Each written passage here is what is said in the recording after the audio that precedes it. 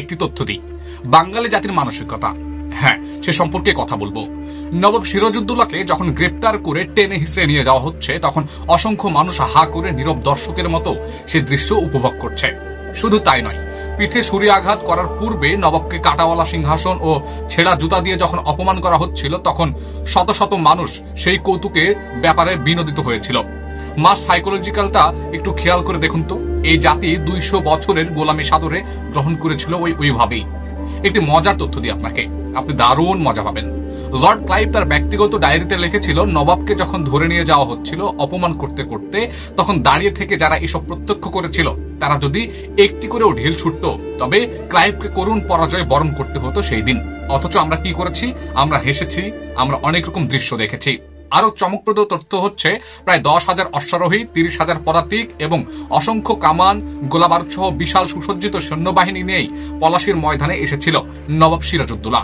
কিন্তু তার বিপরীতে রবার্ট ক্লাইভের সৈন্য সংখ্যা ছিল মাত্র 3,000, কিন্তু যার মধ্যে 900 জনই ছিল হাতে পায়ে ধরে নিয়ে আসা ব্রিটিশ সেনাবাহিনীর শৌখিন অফিসিয়াল সদস্য, যাদের অধিকাংশেরই তলোয়ার ধরার মতো সুপ্রশিক্ষণ ছিল না।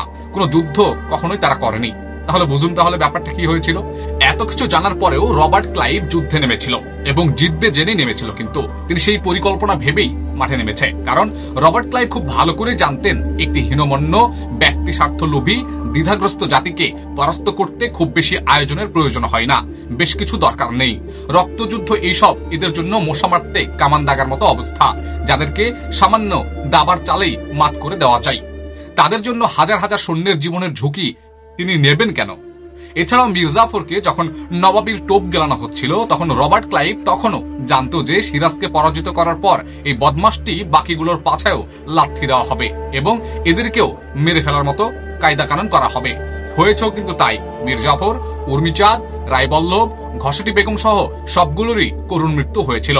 হ্যাঁ ভাই, আমি আপনাকে আরো তথ্য দিই। না ভাই, রবার্ট ক্লাইভ কিন্তু মির্জাফরের বেমানির উপর ভরসা করে যুদ্ধে আসেনি। সে যুদ্ধে এসেছিল বাঙালির মানসিকতা এবং ভয়, ভীতি, ভবিষ্যৎ সহ বহুদূর পর্যন্ত নিখুঁতভাবে আন্দাজ করে।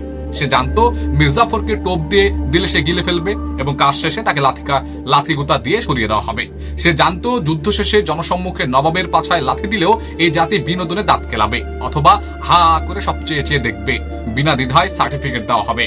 বাঙালি জাতির মানসিকতা সবচেয়ে নিখুঁতভাবে মাপতে পারা এই ইতিহাসের প্রথম ব্যক্তিটির নামই হচ্ছে রবার্ট ক্লাইভ।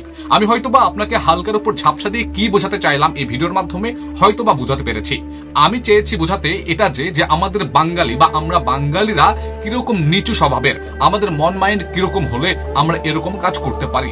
আপনাকে একটু কল্পনা করুন তো আপনি, যে আসলে আপনার দেশের প্রধানমন্ত্রীকে এভাবে টেনে হিস্ট্রে নিয়ে যাওয়া হচ্ছে, যেই প্রধানমন্ত্রী আপনার জন্য লড়েছে, যেই প্রধানমন্ত্রী আপনার জন্য কাজ করেছে, আপনার প্রাণেরই ব্যক্তি, অথচ তাকে যখন টেনে হিস্ট্রে নিয়ে যাওয়া হচ্ছে তখন আপনি হা করে তাকিয়ে থেকে হাসছেন, বিনোদন নিচ্ছেন।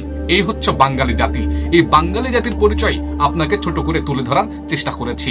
অসংখ্য অসংখ্য ধন্যবাদ। আমার এই তিক্ত কথা যদি আপনার ভালো লেগে থাকে অবশ্যই শেয়ার করে অন্যদের জানিয়ে দেওয়ার জন্য অনুরোধ করছি।